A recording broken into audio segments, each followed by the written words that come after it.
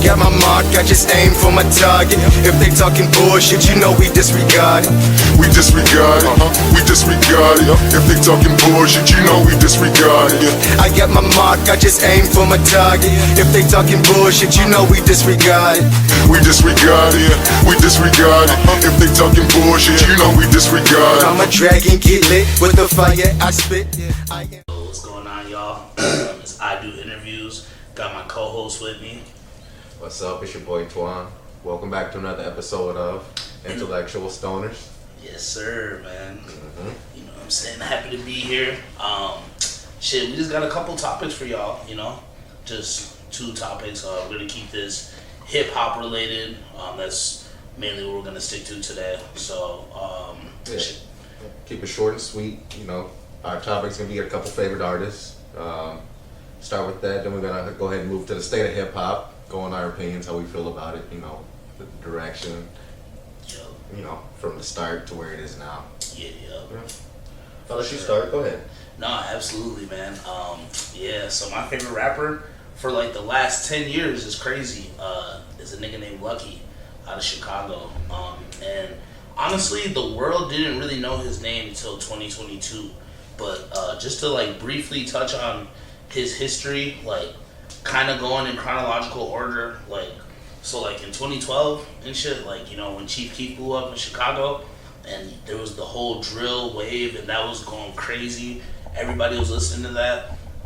You know, Chance the Rapper and like Vic Mensa and the whole Save Money crew they were in a way they were just kind of like showing just different artistry and, you know, diverse, like, because like everybody coming out of Chicago was doing the same shit, like sounded like Chief Keef with the drill, you know what I'm saying? So these guys were real MCs and they were it was, you know what I mean? It was like kind of like organic hip hop in a way. And Lucki was one of the guys, like he has his relationship with Chance goes way back. Like he used to go to Chance's like open mics and stuff like that, you know what I'm saying? So like he was kind of in the background and like rapping too. That's crazy. So, yeah, dude, it's crazy. And he goes back with Chief Keef too. Like, dude, he's crazy. He's like a known dude in Chicago, you know what I'm saying? So how old is Lucki? Lucki's like 26 now. Yeah. Damn, so he's 27 actually. He's 27. That's crazy. He's 2 crazy. years younger than me. 96. Yeah. He's still young. Yeah, young as hell. And he's been known since he was like 16. So anyways, yeah, like 2013, he was kind of blowing up. You know, he had like he dropped a tape called Alternative Trap, and like nobody really heard that kind of like sound before. You know what I'm saying? Because it was like alternative, but it was trap. Like it was crazy. That's a crazy way. That's a crazy term because that's how I would describe it too. Yeah. Dude, yeah. So it was going nuts. Like, but honestly, bro, he really fucked up in the beginning of his career. Like, I think him just being young and immature and his drug abuse, like shit, that fit the culture. What you mean? I wouldn't say it fucked him up. But what I'm trying to say is he could have been like where he's at now. Not trying to take anything away from him, bro, because I think he's great. Like, you know what I'm saying? But like, he could have popped off a lot sooner if he didn't go through it, like with the drugs. But it's like maybe he had to go through that. You know what I'm saying? Right. So he didn't lose everything, and you know what I mean. But anyways, so yeah. Let him lose a little bit of growth. Yeah, help him grow more. Exactly. You feel it? So basically, bro, he started blowing up. After Alternative Trap, he dropped a couple other little projects that were really doing decent. You know what I'm saying? Right. And it's funny because in 2019, I read this article from Fader, and they were touching on him. Like, okay, so he took a brief. Like, I don't think he went to rehab, but he like went sober and like, you know, because he had like went through some hard shit in 2016 and he didn't drop any music for like 8 months and it was like off of social media. And I remember like, dude, fans are like worried about him and shit. And then he came back, started dropping some shit and kind of like, you know. Did he ever say what he was doing when he took his little hiatus? Yeah, he said he was going through it, bro. Like, see, the thing is, Lucki, he's so raw. Like, he always talks about like heartbreaks and shit, bro. Like, that's why like fans love him, bro, because it's funny because he said like, I got a quote from Lucki. He said, "I'm not a simp, but I really do want people to know it's okay to love these bitches too."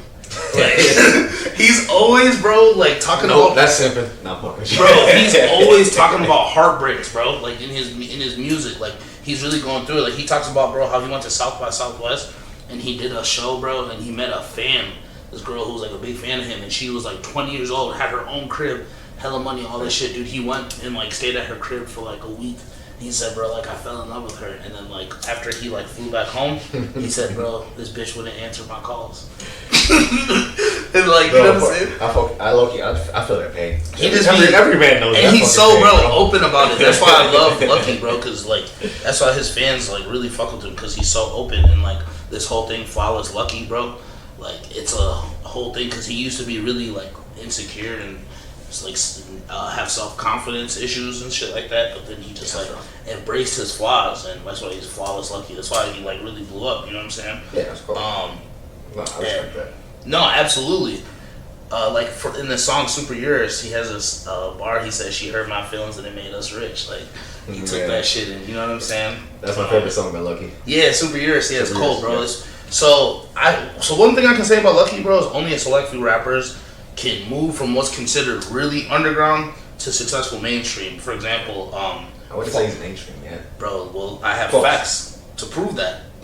Flawless Like Me reached number 12 on the Billboard last year. His album, Flawless Like Me. You know what I'm saying? Sex, Money, Drugs, his album that just dropped, like, what is it? It's August. It just dropped like a month ago. It got 8 million streams on Spotify, bro. You know what I'm saying? That shit just dropped. Like, That's crazy. yeah, so, I don't know. Yeah. It's funny because, like I said, I felt like he, as a super hardcore fan, he's one of my favorite rappers. I said, like, I felt like he kind of fucked up. There was a point in time where, dude, you know what's funny? I was angry, bro. Lucki blocked me on Twitter.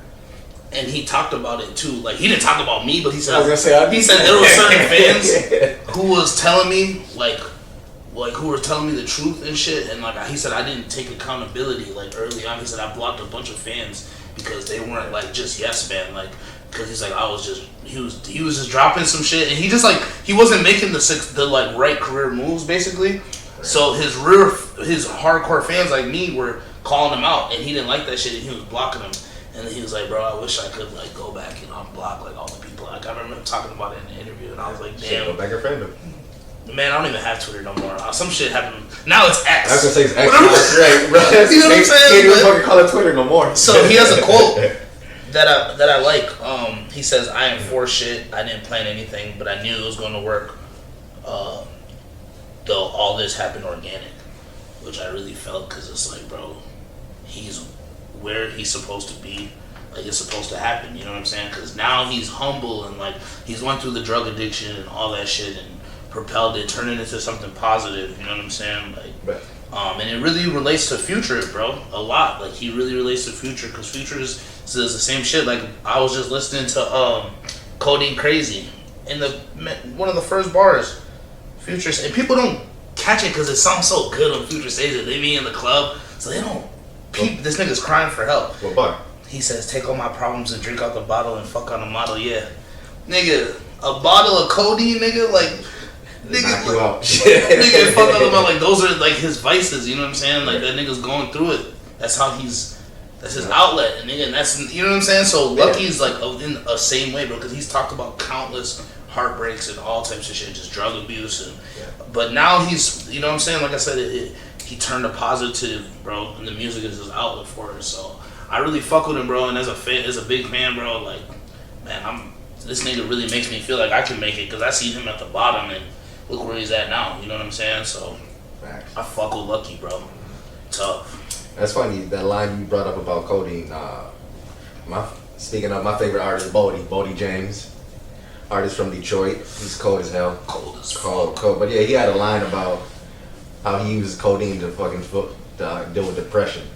I was like, that's what a lot of them niggas be doing. They just drinking that codeine just to fucking drink their feelings away. Yeah, bro. Yeah. But no, yeah, my favorite artist, you already know, Bodie James. He's cold.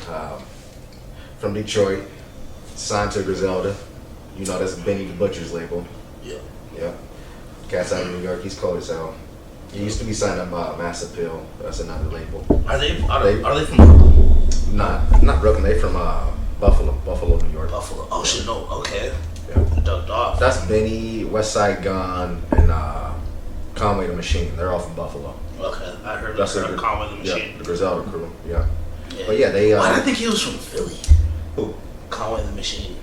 Because he rap like them Philly niggas. You know all them East Coast cats kind of sound the same. Yeah, they be talking. Yeah, that you already know, bro. Yeah, that Philly, New York, Boston. Niggas from Philly, bro.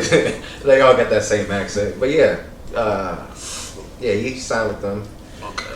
He came out in 2013. My first chemistry set. That was his first LP he put out by himself.